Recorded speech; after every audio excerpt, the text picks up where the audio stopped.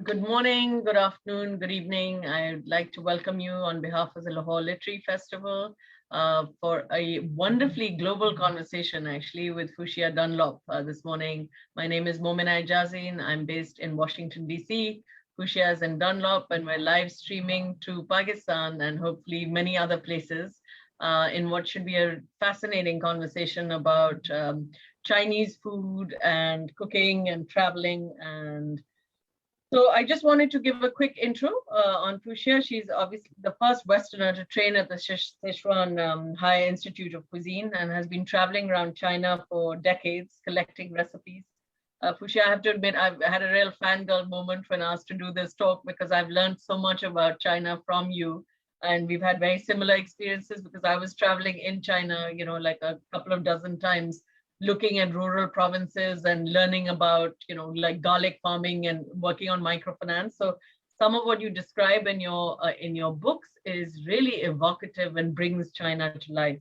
For those of you who haven't, please take a look at her website. Her publications have been all over the place. The FT, a wonderful series of essays also at the New Yorker. It's been on TV, including on the Anthony Bourdain show, BBC food programs. And really, I think the testament of a good chef is the ability to convey that to many people. So it's wonderful that she's won all these, 4 James Beard Awards for her books, which we're going to speak about over the next hour. So these include Szechuan cookery, every grain of rice, which is simple Chinese home cooking. And then my favorite, which is Shaoxing and Szechuan pepper, which is a sweet sour memoir of eating in China. She speaks, reads, and writes Chinese and is essentially a rock star in Chinese cooking. So really delighted to have you as part of this conversation. And let's start actually with your story, your travel and your journey of Chinese food. How did it begin? It's been a fairly long journey of discovery over the last 2 decades, and it would be really fascinating for us to hear about that. Well, so I've always since I was a small child, and actually when I was about 11, I remember telling a teacher that I wanted to be a chef when I grew up. So I always wanted to do something with food, and China came really by accident. I got interested in China through a job I had, and I went there backpacking in 1992 for the first time, and just went on a trip around the country for about a month. And I came back and started evening classes in Chinese, really just out of interest. And then a little while later, I managed to get a British Council scholarship to go and study in China. And the reason I chose Sichuan was partly because I'd visited Chengdu and eaten the most fabulous food there, and partly because I knew that that Sichuan had a reputation for having one of the great cuisines of China. So I originally went there to live as a student and was just totally captivated by the food, which was better than any Chinese food I'd had before, and so fresh and so exciting. And that's really how it started. Thanks. And one thing I found fascinating about China was one has this perception from outside that Chinese food is like the staples of fried rice and noodles and things which are available internationally, but really there's this huge variety, and you can actually never repeat a meal if you want. So somehow that doesn't get translated. We know a lot about China, but somehow we don't know that much about Chinese food and its variety. So how did you experiment with that? Was it a lot of food stalls? And, I know that in Chengdu also they have a tea house culture. How was that process for you as a student? Well, I mean, the first thing to say is it's completely true what you said, that China has this extraordinary diverse cuisine. It's an enormous country, more of a continent than a country. And a Chinese province is often as large as a European country with a cuisine to match. And for historical reasons, mainly to do with immigration, most Chinese food in the West, in Britain and America, was based on, and I think in other places too, was based on a sort of Cantonese style of cooking adapted to the tastes of wherever the restaurants were. So American tastes, British tastes. and not really representative either of what Cantonese people would eat themselves or of the great diversity of China. So yeah, growing up, I mean, like many British people, my experience of Chinese food was very positive. I mean, everyone loves Chinese food, right? But at the same time, it's usually underestimated because people just see the tiniest bit of it. So, I mean, I really enjoyed eating Chinese takeaways as a child. I had my first Cantonese dim sum in London, I think as a teenager. And I'd eaten a bit of Cantonese food, but nothing had prepared me for actually going to China, and in particular to Sichuan. So here was this whole region with a style of cooking that was completely unrepresented in Britain at that time. And so, I mean, I've always enjoyed eating. I've always been quite open-minded. And so I just decided to eat everything really that I was offered. And I was a student, so my classmates and I would go and eat out at the little restaurants around Sichuan University, which were absolutely fabulous, by the way. I mean, little inexpensive, humble places serving food that was very, very fresh. Like there were neighborhood markets in every small district with wonderfully fresh seasonal produce, live fish, and yeah, the food was, it was just, I mean, one important point to make is that it was not only more delicious, but it was also healthier than any Chinese food I'd had before. And I think that so much, the sort of Chinese takeout model of food is based on the dishes that Westerners, anyway, in Britain and America traditionally preferred. A lot of very, you know, sweet and salty dishes, deep fried food, fried rice rather than steamed rice. And it was also sort of, you know, adapted to the ingredients that were available in the West, which is to say not much fresh Chinese produce. But in China, in Sichuan, it was just not like that at all. There were so many fresh vegetables and soups. And so it was real feel-good food as well as being tasty. It was just gorgeous to live on. And so, yeah, I mean, I ate lots of street food. I ate in lots of little restaurants. I made friends who invited me around and showed me how to cook and cooked with me. And then I traveled around Sichuan and other places trying food. And then, of course, you know, as time has gone on, I've made more friends there and I've met more chefs, and I have been privileged to try not only this kind of street food, but some of the finest banquet cooking. And that's one thing, just to say that, again, I think that so much of the Chinese food that people abroad get to taste is quite inexpensive, everyday food, which in itself can be fabulous. But it's important to remember that China has a very sophisticated cuisine with everything from street food to the sophisticated, transformational, imaginative cooking that people tend to associate with high-level, you know, Western Michelin-starred chefs, but not with China, which is crazy.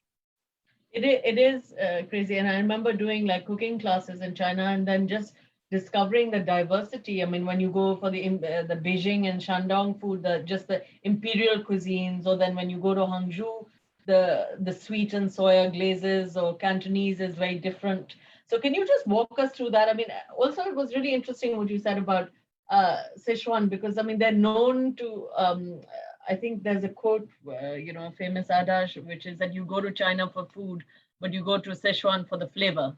So just walk us through like the flavors of Szechuan food. I mean, they seem to really like their food. I don't know you'll know the Mandarin expression, the Hao Chi Zui, that mouths that love eating. So yeah, maybe just walk us through like, you know, that experience.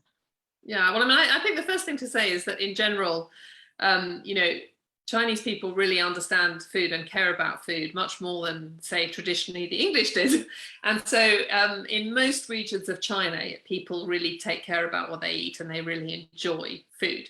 But Sichuan is, you know, a region with a very distinctive identity. The stereotype of Sichuanese cooking is that it's really hot and spicy, right? And even in China, if you're going to Sichuan, people will say, "Ni pa bu pa la." Are you or are you not afraid of chili heat? So even in China, the stereotype is Sichuan food is ma la, numbing and hot, loads of chili and Sichuan pepper. But actually, within Sichuan, people pride themselves on the diversity of flavors. So there's this saying, 一菜一个,百菜百味, which means each dish has its own style and 100 dishes have 100 different flavors. And that's really the heart and soul of Sichuanese cooking. So sure, some dishes will be very heavy on the Sichuan pepper and the chili, but even when you're talking about spicy dishes, there are so many different subtle ways of using chili. So for a start, you know, is it going to be dried chilies? Is it going to be pickled chilies? Doubanjiang, chili and fava bean paste, which is another characteristic flavoring, or fresh chilies. There's also Sichuan pepper, there's chili oil as well. And so, you know, when I was at the chef school in Sichuan, we learnt a sort of canon of 23 different flavor combinations. And some of them were hot, and not just mala, but for example, one that is very characteristic is yuxiang wei, fish fragrant flavor, which is not blindingly hot at all. And it's based on the lovely fruity mellow heat of pickled chilies, ginger, garlic, and spring onion, and a bit of sweet and sour, a wonderful combination. And there were many, so there were a strange flavor, which is a wild combination of nutty, hot, numbing, salty, sweet, sour, all together in a very harmonious blend.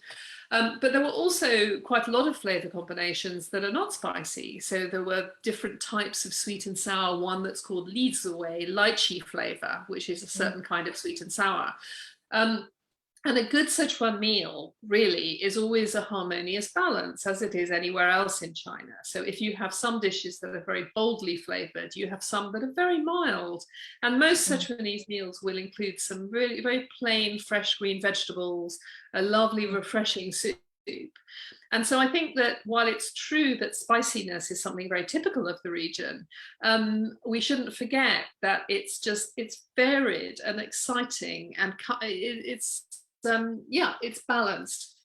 No, I mean, and it seems to have a very strong link with like to natural health and Chinese medicine in terms of, you know, each meal has to have balance, because frankly, I was very intimidated when I had my first But I said earlier that, I think the Chinese really, you know, culturally and collectively really understand how to eat, not only for pleasure, but also for comfort and for health. And so, you know,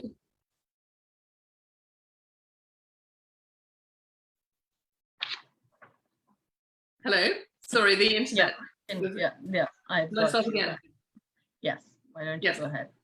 Well, just that, you know, I said earlier that the Chinese really understand how to eat. And I mean, eat not just for pleasure, but also for health. And the two have been intimately connected since the beginnings of Chinese civilization. And so a good meal is not only one that tastes good, but it's one that sort of restores balance to the body.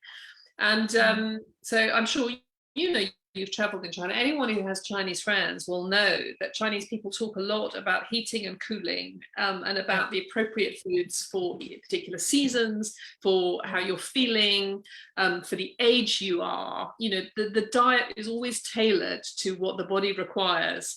And so in general, there's a huge folk knowledge of which foods are good for particular seasons or weathers, or, you know, to restore balance. So, I mean, at a very simple level, if you have, I mean, I said already, if you have foods that are very strongly flavored, then, you know, you have some that are very mild. Certain foods like, you know, the bitterness of bitter melon, or the freshness of green tea are very good for restoring balance in hot and humid weather. In Sichuan, the reason that people give for eating so many spices like chili and Sichuan pepper is that it's very humid, and these are drying, heating spices that drive out dampness from the body. So yes, I think that in China, much more than, I mean, I know that sort of in, you know, probably in India and Pakistan and the subcontinent, that you have also ideas about, you know, the ideas about health and diet together. But in the West, we really don't anymore to the same extent. But in China, the first way to address ill health is through diet, and that's very much part of the cuisine.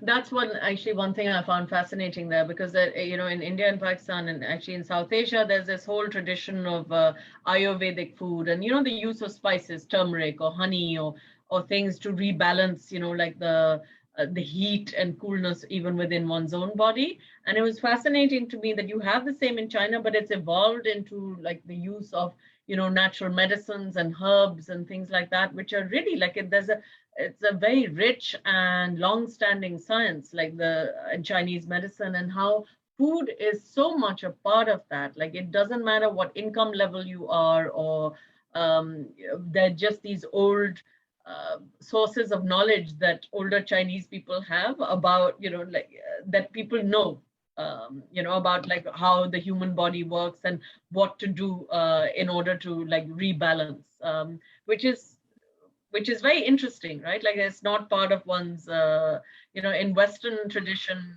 one usually goes to a doctor. It's not like as part of the, your daily canon. Yeah. And I find it very effective. I mean, I've been very influenced with it in my own life. And of course, it's impossible really to say usually whether such and such a food is really going to help with such and such an ailment. I mean, we don't know. But overall, as a system for trying to eat in a way that promotes good health and actually prevents disease, it seems to be very effective. Yeah. No, and particularly the need to like source local ingredients, the best ingredients, or from different provinces, or the role of so actually let's walk through that a little bit, because the first time you went to China was in the 90s, and obviously China itself has changed dramatically since then, the modernization, rural to urban migration, and I guess I'm guessing the food has also changed, over that period of time. How did you find it as, visiting over a period of whatever 20 years? Because China now there's a lot more modernization, more Western cuisine, more cuisine among provinces as well. So that would be interesting to explore. Well, I mean, yes, so many changes over this period. So I think in the 90s, I mean, it was really at the beginning of the sort of the market economy. And so it was just, when I was first there was some very good food, but restaurants often had very utilitarian, basic designs. The service was not always very good. And that's something that's changed. So the whole context of eating has become very sophisticated. So there are very, dazzling restaurants of all different kinds, lots of different types of food that are now commercially available. There are chain restaurants across the country. Regional foods have traveled. So, in the 90s in Sichuan, most people ate something that was, most restaurants were serving what at the time was recognizably Sichuan food. But now in Chengdu, the regional capital, you can get Thai food, Indian food, Japanese. So tastes have become much more cosmopolitan, as they have done in other parts of the world. There's also, we're going through another period of trade and exchange, and so there are new foreign ingredients, and of course that's happened in China before. I mean, the chili originally came from the Americas, but sort of since the 90s, there's been, new ingredients appearing on the scene all the time, and so that's some of the sort of positive and very exciting things. And then some of the negative things is that I find that the elder generation of people in Sichuan had such extraordinary knowledge and skills. So not only could they cook very well, but they could also make their own winter meats, cured meats, the sausages and ham and bacons, and pickle their own vegetables, and the sort of had an amazing knowledge of food preservation as well as cooking from scratch. And that's something that is noticeably disappearing in the younger generations, just as it has in other countries with modernization and changing lifestyles. So a lot of younger Sichuanese people, they're not really learning from their parents how to cook. So cooking has become maybe more of a leisure activity, so something that you do for fun for your friends, but meanwhile you order an awful lot of takeout for everyday eating. So that's something that I find very sad. the loss of skills. And I really hope that Chinese people learn from their parents and grandparents before it's too late. And it's interesting how, the role of the internet and even these apps and delivery services has revolutionized us. So, like you can order, I mean, it was strange, like my Chinese colleagues in Beijing were able to, like, within a couple of minutes, order, like, okay, there's a grandmother who lives in, this building, but she's making Cantonese dumplings and, hers are the best. So we'll order them. And it was amazing to me that you could do that, like within a few minutes. Whereas like in the West, you'd have food standards and, the ability, like home businesses, and, the ability to be able to do that has gone. So I think what I would love for you to speak a little bit about that, because I think in your book, but particularly your memoir, and for those of you who haven't, please do pick this up, this shark's fin and Szechuan pepper.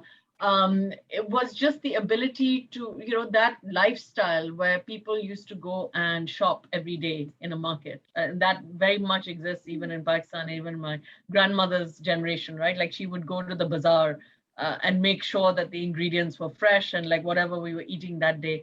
And that seems to have gone. But the culture of markets and, like the ability to source, like those pickles and this and that are very much part of a domestic culture as well, for Chinese family. Like they know like where to go for the best pickles, where to get, the honey from, and just give us a flavor of that, particularly in Sichuan. In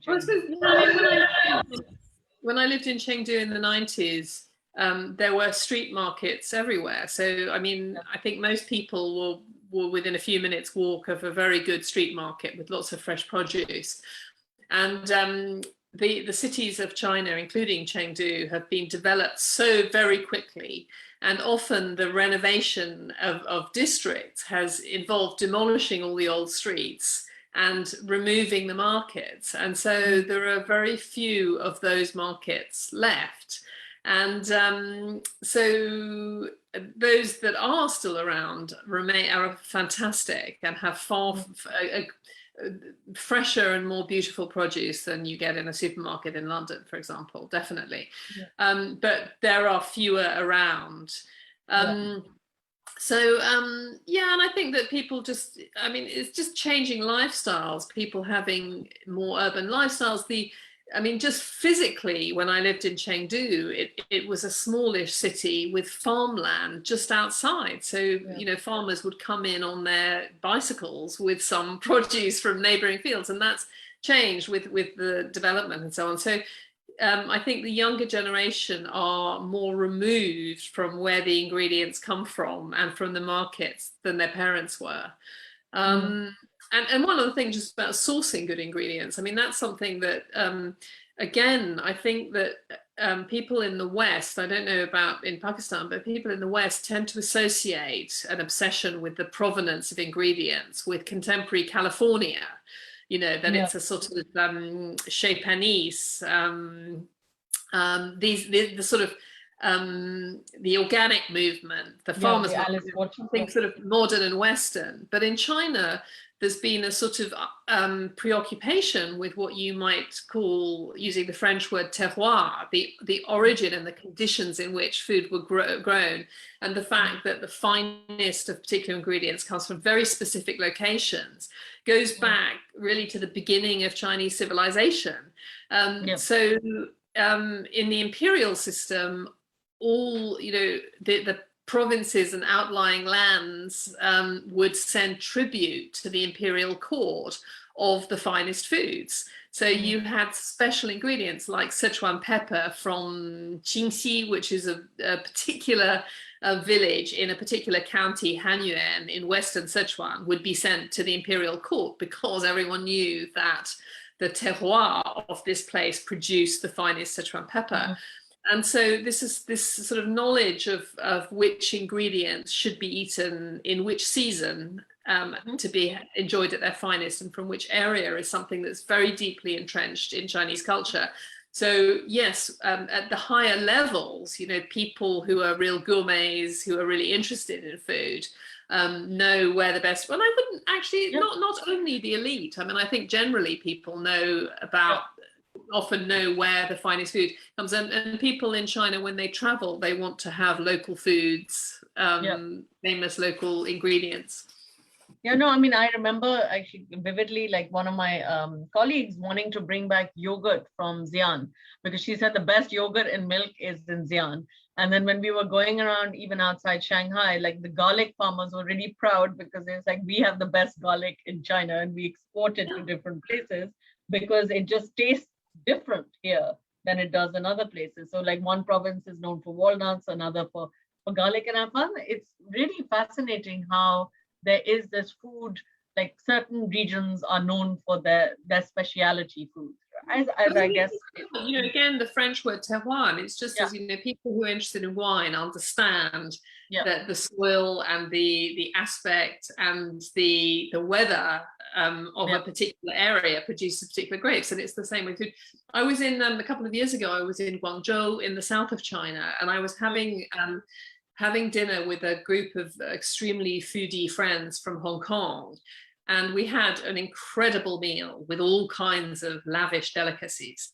And then it was really noticeable that one of the dishes that everyone was very excited about was a cabbage dish, because someone had flown in from Shandong in northeastern China with a particular cabbage that was famous from this region, that at that moment was at the peak of its perfection. And so they brought this beautiful cabbage, and the kitchen staff took it away and cooked it and brought it back. And that was something that, I can't think that English people would get that excited about cabbage. It was very, this precision and the appreciation of the fineness of a vegetable in its right season was just, it was very noticeable. Yeah, the only Western equivalent I've seen of that is asparagus during asparagus season in Germany and the Netherlands, when in spring and May, like that the asparagus is used in there's a certain large asparagus that comes out. So it's really interesting. But the texture of food also seems to matter a lot, right? Like there's so many different kinds of tofu, there's various types of gelatin and flavor. So it's not just the flavor, the techniques, it seems to be like texture plays a very important role in some of the food that one eats. And I think this is, for Westerners, this is one of the biggest sticking points with Chinese food. So when I was first living in China, there was a great subset of Chinese ingredients that I found really incomprehensible. So for example, Sichuan hot pot, which is tremendously popular when you cook all your own food in a bubbling broth of chilies and Sichuan pepper, local people, that you could cook in this broth all kinds of different ingredients, but the favorites of local people tended to be these very slithery and rubbery ingredients with no flavor, like goose intestines, pork aorta, and tripe, ox tripe. And these were Sichuanese people going out to eat would order lots of these essentially tasteless, rubbery things.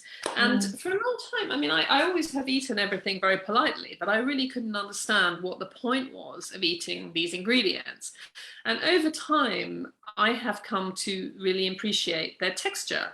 And but I think that we don't have any equivalent in British cuisine, for example, of foods that you eat, foods without flavor that you eat because they have a pleasurable or exciting texture.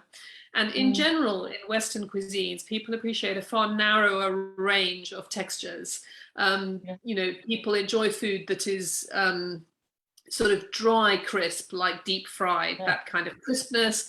People enjoy soft and tender and juicy and succulent textures. But the Chinese really enjoy foods that have a sort of combination of slipperiness and crunch. So a sort of wet crunch of cartilage and this texture, which, Westerners often find actively revolting or just unappealing. And so I think that, over time, it's just for a Chinese palate, it's not just about the smell and the taste of the food. It's very much about the kogan or mouthfeel. It's part of the whole experience and really inseparable.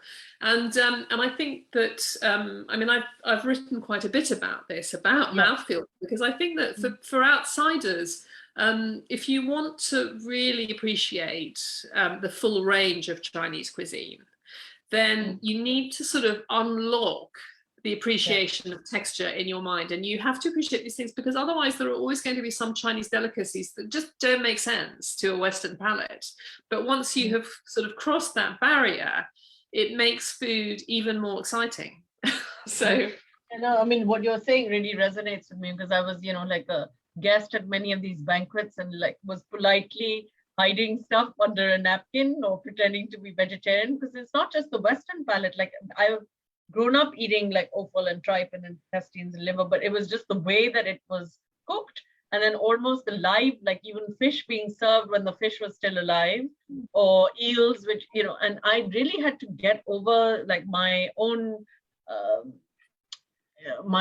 inhibitions about, you know, what to eat and what not to. And I'd been given advice from an Indian friend before I visited, where it's like, you don't like anything, just pretend you're vegetarian and just say you're Muslim, because that'll like get you out of like all the funky food. But just being served like things like cicadas, like deep fried cicadas because they were in season, or things like this live fish, but like I really had to pause and say, okay, well, this is so gross, and do I really want to eat it? But actually, there's a lot of these are delicacies, and they're very much part of the Chinese cooking experience. So just on that note, go. And I think also that there's been you know, a lot of prejudice against Chinese food in the West. And in particular, there has been this idea that Chinese food is cheap, and that Chinese people eat adventurously, and they eat a range of ingredients because they're desperate and because there were famines in the past, and so people just eat anything for that reason. And I think that this is a real misunderstanding. It's true that wherever you have famine, people will eat more desperately. That's true. But I think what's specifically Chinese is there's an active pleasure in extending the boundaries of ingredients for pleasure, in experiencing a whole range, in eating things that are surprising and exotic and different for pleasure. So, for example, eating offal. You know, people who want to eat a goose foot or a duck tongue, these are very expensive delicacies. This is not the food for desperate peasants who have nothing else to eat. This is food for people who appreciate textures and appreciate that, you know, with an animal, every part has its own character. And the more different parts you eat, the more exciting gastronomically it is. And also there's a psychological pleasure, something like a duck's tongue, for example, that you have a whole duck and each duck has one tiny tongue. So if you get the tongue, then you've sort of got the prize. You're privileged to taste something that is special and particular. And in the past, someone who could afford to have a whole plate of duck's tongues on the table was someone who was pretty well off. And so I think it's just, and I think that if you go to, you know, if as an outsider you go to China with the sort of suspicion that this is offal and reject food, which is what it is in the West, like nobody would bother to eat a duck's tongue in England, really, then you're going to be suspicious and uneasy about these things. But if you can go to China with the attitude that this is a culture that really understands food and gastronomy, and that there's something to learn from it, you know, then I think that changes the experience. But how did you change, like suspend judgment? Because I found, you know, the eating live things was, you know, it takes a leap of faith, right, to be able to do that. And you've written about it beautifully in terms of, you know, like the fish and the way it's cooked, like it's literally writhing on the table and then it's cut up. Like it just described that process, because it's fascinating actually, the science and the behind things like that, right, in Chinese food. Well, I mean, I think that, you know, of course, I grew up in England, right? So I didn't see live animals in markets. I didn't see animals slaughtered, right? But I grew up eating meat and fish, but I didn't actually see where they came from.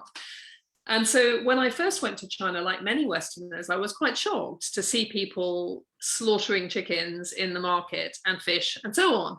But I think that over time, I think that, you know, if you want to be vegetarian, be vegetarian. But if you're going to eat meat and fish, then you need to understand what it means. And I don't really think that there's a sort of honesty about recognizing where it comes from. And I think that there's a tendency, you know, where I come from, to hide away the inevitable brutality of eating meat and eating live things, and to pretend it's not happening, and to, you know, serve meat and fish that's far removed from live creatures and that doesn't have the head or tail often, and so on. And I just think that in China, it can be confronting if you haven't thought about it. But that's what meat is, and you're going to eat it. No, and they were very comfortable with the brutality of it. You know, like chopping the head off a chicken, but then serving it within half an hour. And actually, it was a testament to how fresh the food is, right? In a way, that you know where it's from, and that it's fresh, and that you're getting the best fresh food, which it required an almost mental adjustment, right, in one's head to appreciate that, because we've grown up not having seen much of that. Yeah. No. So tell me a little bit about the spices, because I think, you know, I mean, I can see all your cooking oils and various, like, you know, forms of soya sauce, etc. behind you. And I think it would be great for you to talk about like what the essential ingredients are, like what really makes like a truly, is it the rice vinegar, soya sauce? There's so many different types of soya sauce, like there are, even in Japan, there's so many salts. So like how there's a difference between dark and light soy sauce. So just walk us through some of those aspects. Yeah, well, I mean, I suppose soy sauce is one of the most distinctive and characteristic seasonings of Chinese cuisine. And although soy sauce only came to prominence, you know, a couple of hundred years ago, a few hundred years ago, for about 2,000 years, the Chinese have used fermented soybeans for umami flavoring. So in different forms, you know, like when you have black bean sauces, those black beans go back more than 2,000 years in China, and similar flavor profile to soy sauce. And that's something that we don't have in Western cuisines, is fermented beans. So this is a very distinctive Chinese and East Asian taste. And soy sauce, there are various different kinds. What you mentioned, the difference in light and dark soy sauce, is simply that the light soy sauce was drawn off from the fermentation vat first, and it was lighter, and then you would get the richer, more intense drawing off of the residue, which would make dark soy sauce. From a cooking point of view, light soy sauce is salty and umami flavoring, but it's not as dark in color. You tend to use that as a flavoring for saltiness, for umami. And dark soy sauce, you tend to use where you want what the Chinese call a hong, rich red color. So in red braising, when you want a dark gravy, that's when you use dark soy sauce. So you can use one or either other of them, or both in combination. Vinegar is another important ingredient, and there are various different vinegars made from different grains. So not grapes in China, but grains, mainly. Rice. There are rice vinegars in the south. There are vinegars made from other grains in the north. And there are vinegars like in Sichuan, Baoning vinegar, which is made from different grains and pulses with Chinese medicinal herbs, and has a very interesting and complex flavor. So vinegars are very important. Shaoxing wine, made from glutinous rice, traditionally made in the city of Shaoxing, not far from Shanghai, is very prized as a drink, but is also used in cooking. And that's something that is a little different for outsiders, because although in the Shaoxing region, you do have some dishes in which the wine is a really prominent flavoring, like drunken chicken, drunken shrimps, where that's all about the wine as a flavoring. But actually all across China, people use cooking wine in very small amounts, not for its flavor, but as a sort of agent of purification. So when you have a fish or when you have meat, A good Chinese cook will use ingredients such as rice wine, also ginger and spring onion, to 去腥味, to take away or dispel fishy tastes. The sort of the slightly unattractive aspects of the tastes of meat and poultry ingredients. So in marinades and this kind of thing. So this is something that when I first started cooking Chinese food was mysterious to me. We don't really have an equivalent. I mean, we have a slight equivalent in when we use lemon with fish dishes, I think, to cook them up and freshen the flavor. But Shaoxing wine has that kind of function in Chinese cookery, and not just at a professional level, but at a home level. So that's, and then, so those perhaps are the most, toasted sesame oil is another. So I was about to ask actually, because the difference between oil and then sesame oil, and sesame oil, you don't use it as a base, but really like to enhance the flavor of that. So just walk us through, like, because one of these, you just mentioned the fish fragrant, and one of the like most amazing recipes you have is about the fish fragrant eggplant, which doesn't actually have any fish sauce or anything like that, but just there's a riot of flavors and textures and colors in that dish, which is actually a very simple dish once you've got all the ingredients. So just walk us through, like, how did you, like, come up with that? Like, was it taught to you at the Sichuan Institute, like, or had you eaten various kinds of dishes? Yeah, well, I mean, I didn't come up with it. It's a dish, a very classic sort of Sichuanese flavor combination. But so the name is curious. So literally fish fragrant, yu xiang. Yeah. And as you said, there's no fish in it. And the explanation most people give is that this uses the seasonings of traditional Sichuanese fish cooking, which is to say pickled chilies, ginger, garlic, spring onion, a bit of sweet and sour. And so when you use these seasonings, they conjure up the taste of fish because they're traditionally used for fish. There is another explanation, which is that the pickled chilies is one of the key ingredients. And in some places, they would add a few fresh fish to the pickling brine, jiu, crucian carp, a very flavorful fish. So they would add a few of these fish to the brine, and they would enhance the umami taste of the pickled chilies. So this is one other explanation. So you would actually have a slight fish flavor, although, I mean, they don't really add fish to the pickling brine for most pickled chilies now. But generally people think it's because it's, as I said first, it's the seasonings of fish cooking. Anyway, and it is what's so characteristic of this flavor is its complexity, right? So you have all these different levels. You have the pickled chilies, a particular kind of Sichuanese chili, ideally Arjintiao, which is a chili that has a wonderful fruity flavor and a mild heat, very fragrant. The ginger, garlic, spring onion, and the sweet and sour from sugar and vinegar. And all these flavors sort of work together to create something that has many layers and is really delicious and intriguing, almost irresistible to most people. I know, I mean, I crave that. Like, it's one of the foods that one really like misses, like as comfort food, simply because it just has so many different flavors and textures within it. And that's another point, that is very representative of the complexity of Sichuanese flavoring techniques. Again, it's not all about chili heat. It's about creating a wonderfully exciting variety of flavors. And so once you've got your combination, you can then apply it to many different ingredients. So there are cold dishes, like you can make a fish fragrant sauce for cold chicken or for peas. And then cooked dishes. Cooked dishes. The most famous is probably yu xiang rou si, which is fish fragrant pork slivers. So very fine slivers of pork with bamboo shoot or lettuce stem, morsen, and wood ear mushrooms. So all cut into slivers and cooked in a wok with fish fragrant flavors, utterly delicious.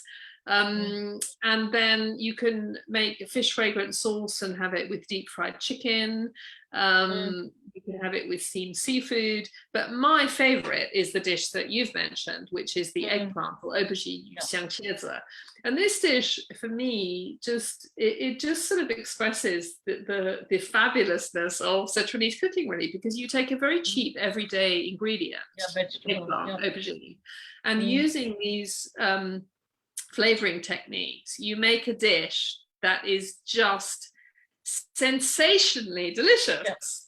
And it's an everyday dish and it tastes extraordinary. So I mean, I think sometimes Sichuanese people probably think I'm a bit eccentric for having this as my favorite dish, because there are other dishes that are much more sort of have much higher status. But I really think that just shows you the brilliance of the flavoring techniques at transforming humble food into something ambrosial. Yeah, no, it really is otherworldly, and particularly because I mean, aubergine is a fairly fleshy vegetable, so it can almost be like, you know, it's almost meaty and very hearty and filling, right? In itself, yeah. So it's my favorite dish too. I mean, I've really enjoyed it. You also spoke about a lot of different ways of chopping and cutting in food, like the shapes for food, right? Like in terms of chopping these vegetables, or like eyebrows, or fisheye spring onions, or horse ears and blossoms. So there's a lot of that in terms of very different from like the Western way of like food, you know, like showing food in different flavors, but like just combining botany or biology with vegetables, you know, like cutting things as blossoms, which seems really unique about Chinese culture. Tell me a little bit. You learned to do all of that, presumably, at Szechuan, at the institute. Was it difficult? I mean, you described it in the kidneys, you know, how to make kidneys, but it would be great to get so I would say that I mean, cutting is one of the core skills of the Chinese kitchen. And in general, Chinese chefs have a much higher level of cutting skills than chefs in other places. When I was at the cooking school there, we each had our Chinese cleaver with which most of the cutting is done. And we learned, as you said, to cut ingredients into many different shapes and sizes, often with quite poetic names. And that's a whole other aspect of Chinese cooking, is the naming of dishes. Yeah, the naming. Shapes. But actually, the art of cutting is fundamental to Chinese cooking and has been for, you know, a couple of thousand years at least. More, I should say, because it's very intimately bound up with the use of chopsticks. Because, of course, if you're eating with chopsticks, then food has to be in pieces small enough to be picked up with chopsticks, or tender enough to be pulled apart with chopsticks. So most Chinese dishes have food that is cut into small pieces. And yeah, and that is just, it is as characteristic of Chinese cuisine as the use of fermented soy as a flavoring. It's completely fundamental. And yeah, it's part of the whole experience of eating as well, the way in which food is cut. Because, for example, if you take meat, if you take pork or beef, the experience and the mouthfeel and the appearance of a dish will be very different if you decide to cut the meat into slivers or slices or cubes or mince, right? And so that it's very much part of the aesthetic of Chinese food. And it's also very important technically. Stir frying very fast in a wok is an extremely common and useful cooking method. And if you're going to cook food quickly in a wok, it has to be cut into small pieces and very evenly as well. Because if the food is cut unevenly, then some pieces will be overcooked when some pieces are still raw. So it's technically important in the Chinese kitchen for the cooking to be done well and evenly. Yeah. And that's one of the best things that I learned. I mean, of many years of cooking, you know, in China, but yeah, I mean, I now apply Chinese cutting techniques, whatever I'm cooking, and it makes the food more beautiful, and often it cooks it better as well. So, I mean, the chopping, the prep work is almost, it takes longer than some of the flash frying or the cooking aspect. I found that there was a real science, but a meditative art to learning how to chop. right? Yeah, Some of absolutely. these I things. mean, for stir-fried dishes, they are made very quickly. And so Yeah. everything has to be cut evenly before you begin. And everything, all the ingredients have to be to hand, everything has to be ready. And there's also a sort of idea of harmony. So for example, the dish I just mentioned, the fish fragrant pork slivers, the pork is cut into slivers. Therefore, you also cut the paella, the accompanying ingredients, the vegetable and the mushrooms, you cut them into slivers too, because then it's all harmonious. It cooks at the same pace, it looks very attractive, it feels nice in the mouth. Yeah, so it's almost like the yin and yang. I mean, it all has to come together in a harmonious balance. So, Pushya, one aspect I found interesting was that dairy was missing in a lot of the Chinese, even though there is dairy and yogurt and things are known in some of the provinces, but dairy itself is not used as commonly, for instance, as like French food, or like the absence of like cheeses or like milk produce, right? Like as part of the food. Did you find Yes. that was the case? Well, so in some regions where you have closer contact with the nomadic cultures of the north, so in northern China, you get more sort of yogurt and some, there are some, for example, in Beijing imperial cooking, there are some dairy dishes which came because the last dynasty, the Qing, were Manchus with a nomadic past. So there's a sort of naimao, which is a kind of junkety custardy food made from milk. There are some exceptions as well in like Shunde in the Cantonese South. This is one area where they use buffalo milk to make a sort of basic cheese, and they have some milk and in the cooking of that region. There are also minority groups who eat milk products, including Tibetans, and in Yunnan, the Hani and other people who have cheeses and milk. But in general, and there's a scholar in America, Miranda Brown, who's been doing quite interesting research into dairy products in China. François Sabin, another scholar in France, has done a lot of research into dairy. And there have been dairy foods in China over the ages. In the past, like I think about 1500 years ago, they seem to have played a more important part in Chinese cuisine, but have largely disappeared. So what is notable is that there are dairy foods. So for example, when I lived in Sichuan, yogurt was available as a snack, but milk was pretty much never used in cooking. So it was a sort of separate, it wasn't part of Chinese cuisine. So again, with a few exceptions, like this place in Guangdong, where they do actually do some dishes where milk is cooked, it's in general a bit peripheral. But now in China, young Chinese people have become big consumers of milk, and I think parents feel that it's a healthy food for children. So it's, And the other interesting aspect, I found a lot of yogurt and milk products in Xi'an, which again has a large Muslim, minority presence. And I found like that Muslim food street, like coming from Pakistan, it was really interesting to me how some of the flavors were very similar, right, in terms of like the spice route.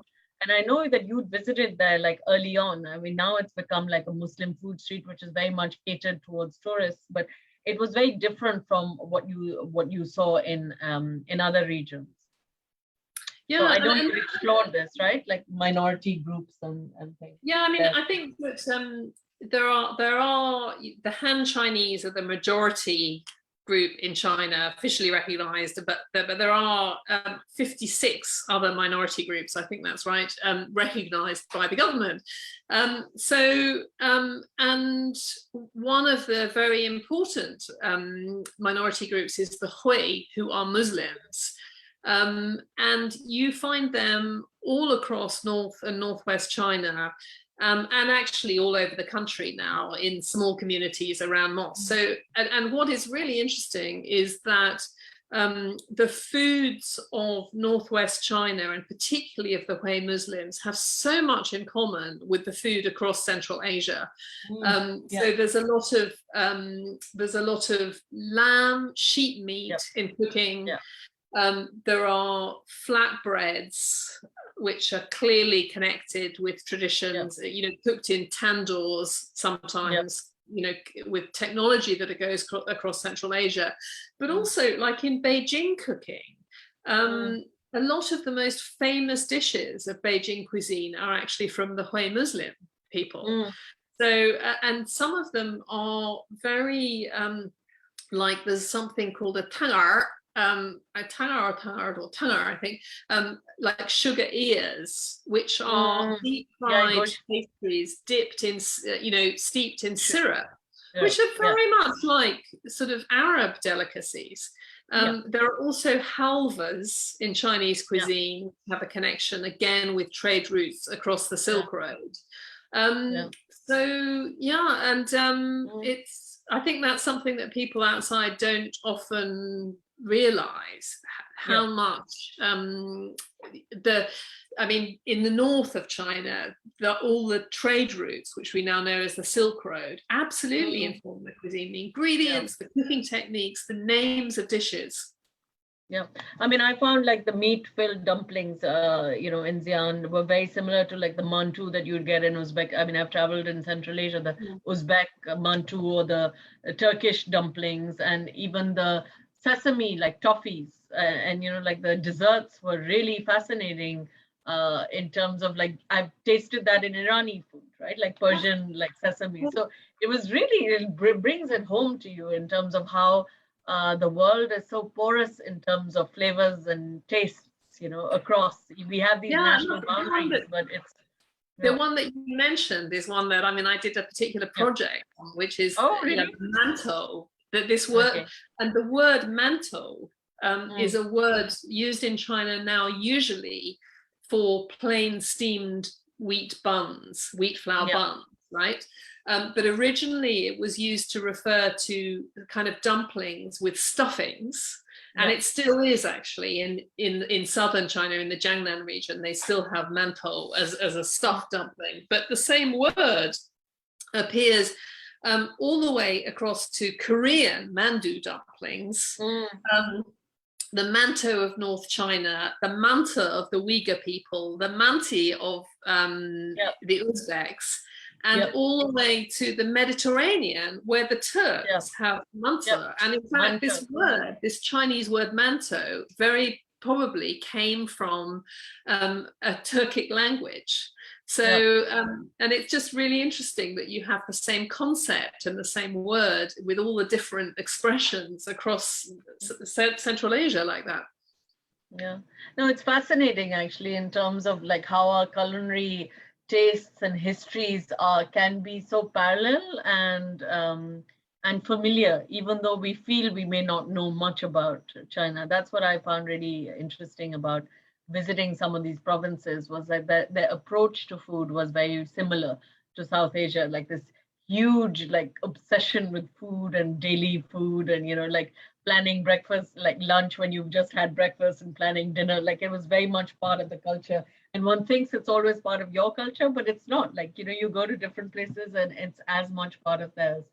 So I'm just mindful of time. I wanted to spend the last 3 minutes just on your books, and what would you advise to people who are, you know, coming into this new, or advice to others who are novices, like experimenting? Which of your books should we buy first? Like which is the better entry into Chinese food?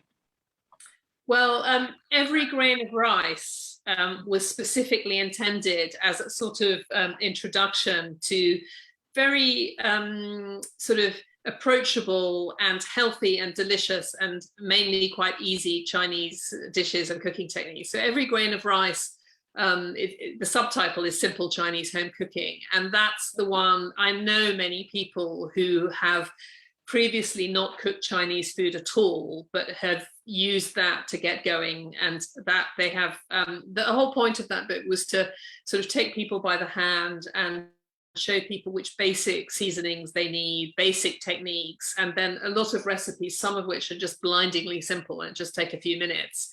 And also which we're trying to express the sort of healthiness of Chinese food and the fact that vegetables are really important. So quite a lot of vegetarians use that book too, although it's not a vegetarian book. So that Every Grain of Rice definitely is a first book. Yeah. Yeah, and I mean, I think the Sichuan book is a must for most Pakistanis simply because we like our spices. And actually, the advent of a lot of Chinese in Pakistan now over the last few years has meant that a lot of these ingredients are also available in Pakistan. So a lot of these spices, chilies, soya sauces are now because there is an expat Chinese community in Pakistan. So I know it's lying behind you, but one can't see it. So if you could just hold it up like that art of Szechuan would be one I think would really recommend to those of you who like spicy food.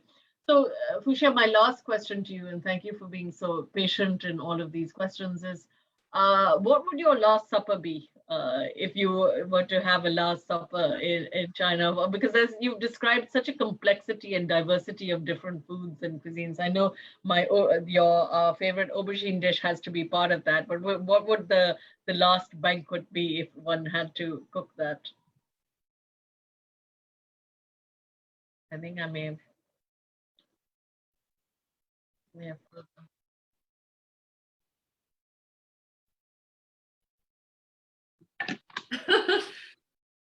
Well, I think it froze for a minute, so you may need to start. Okay. yes, I have. Well, I think that. Well, am I allowed to have it two stages in two different places? Okay. Yeah. You can have two suppers if you'd like. Yeah, so I think I would start in Sichuan and eat some of my favorite traditional Sichuanese dishes, including fish fragrant aubergines. And then I would end up in Hangzhou at the Dragonwell Manor, which is the most wonderful restaurant where that was sort of it's a restaurant that really helped me to understand so much about Chinese culinary culture and history. And the reason that I would choose that is that the food of this region is so peaceful and gentle. And I think that if it was going to be my last supper, I would want something that would make me feel very calm and very sort of peaceful and reflective. And so I would probably have some of their wonderful seasonal dishes, and definitely their red braised. Well, they do an amazing version of red braised pork called Motherly Love pork, which is belly pork slow cooked with soy sauce and rice wine and sugar, which is just incredible.